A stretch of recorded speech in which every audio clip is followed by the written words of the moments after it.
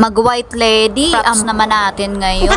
Labas tayo ng himok sa babae na akala mo ang buhay, walang katapusan. Akala niya siya ang nagmamay-ari ng sanlibutan. O siya, ang mensaheng ito ay para sa iyo. Tao na kung sa Bicol, urag-uragon, masungit, mata pobre, hay, ang tingin sa sarili. Yung tipong akala mo ang kinakainan, hindi din plato.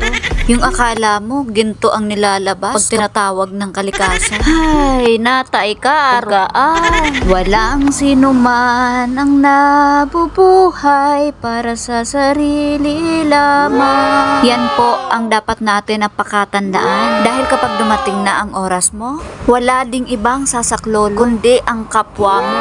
Kapag ikay nagkasakit, kapwa mo ang kailangan mo. Pag ikaw namatay, mapapalibing mo ba ang sarili mo?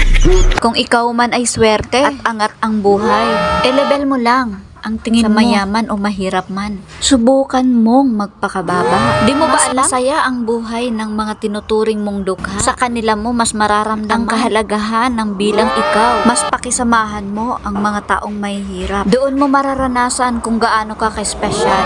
Dahil ang mahirap na tao, mababaw lang ang kaligayahan. Sa mga simpleng bagay, masaya na yan. Ang mga mahihirap ang mas mabilis magbigay at magtanaw ng utang na loob. Kahit reserba nila, ibibigay pa nila yan. At kahit sa anong bagay, kaya kang ipagtanggol niyan.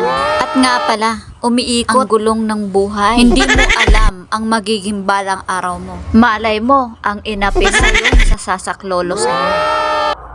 O siya, tama na. Pagod na ako maging isang white lady. Akit na ako sa lahat. Hanggang sa susunod na may init sa matang mga video, pero may kabuluhan. Thank you for watching.